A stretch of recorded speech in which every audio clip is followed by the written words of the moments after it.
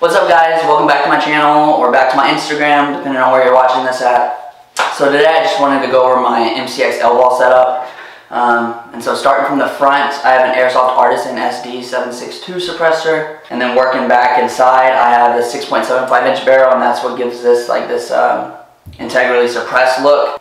And the inner barrel is just the stock inner barrel. This whole gun stock. On the inside I haven't made any upgrades to it yet. Working on the side, I have a MODLITE OKW on an air socket mount, and this is direct threaded into the rail itself. And so all M-lock screws will work with these rails. Working underneath, I just have like a BCM Handstop, and I personally like that. It just gives me like this kind of like support whenever I'm bringing it into my body. Not like airsoft guns have a lot of recoil, but I usually rock a handstop on my real guns, and so I just like having that consistency. The rail, the handguard itself, is from Altrd Ego. I think I said their name right. They'll do batches of these occasionally, or you can also just get this from Airsoft Artisan. The nice thing about the Altrd Ego rail is that it'll work on a real MCX. And so if I ever get a real MCX, which I'm looking for one, I'll be able to mount this on there if I want to. So then working on the top, I have a SOMOGEAR NGAL. I really like this laser. It has high power and low power. I don't typically use high power for airsoft just because if I accidentally shine in someone's face, I don't want to cause eye damage. But it's nice to have. And then working back, I have my lights pressure pad mounted at the 12 o'clock as well. That way I can activate it with either hand. I do switch hands a lot in airsoft, and so just having it at the top makes it easy to activate. I don't have to change my grip much. And then for the laser, I don't mount a pressure pad with it, just because they have the button at the 12 o'clock position. I can easily activate it with either hand again. So I don't really need to have that extra pressure pad. It's another snag hazard, or I can accidentally press it. So just having it at the top is what I prefer. Working back, I don't know who makes this. I think Magpul has one, but this one isn't Magpul.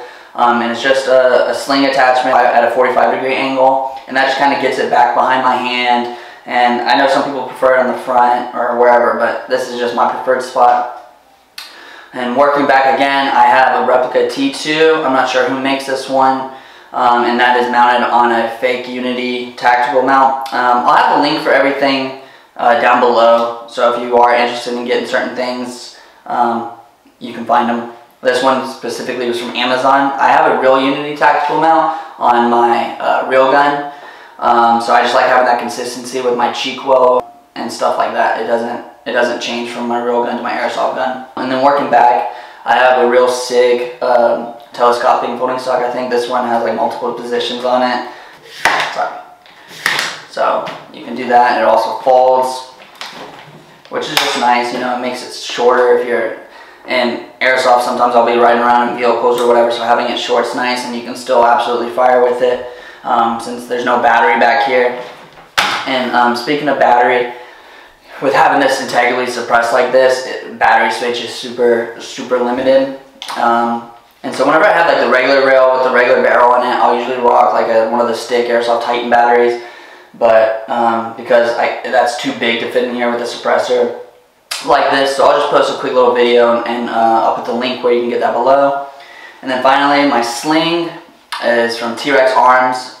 I personally like having 2-point slings.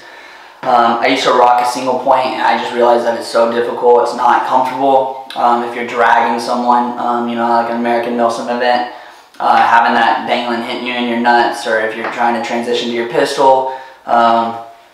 It just, again, hits you in the nuts. It's not comfortable. And even just walking around, you know, say you're hit or whatever, and you're walking back to the fob, having a single point sling, it's kind of just putting all this unneeded pressure around your neck.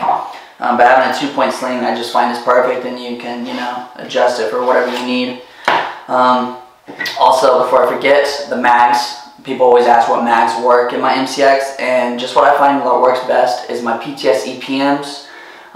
These work and everything, even my 416, which is great. So this is just what I stick with. They're kind of expensive, but they're really worth it. I've had these for a couple years now, and I haven't had a single issue with any of them. So yeah, thanks for watching, guys. If you like, please please let me know in the comments below if you have any questions, what you thought of this video, what I can improve. I'm not comfortable talking in front of a camera, but I get a lot of questions typically in my DMs asking me specific questions about my setups, and so I just thought I would make videos for y'all. It's easier than just constantly answering people's questions, which I absolutely don't mind doing though. I love, helping new players out or veteran players that have questions. I absolutely don't mind, so you can reach out to me in the comments or in my DMs. But anyways, thanks for watching, guys. Stay tuned for my JPC video that will hopefully come next week. So thanks for watching.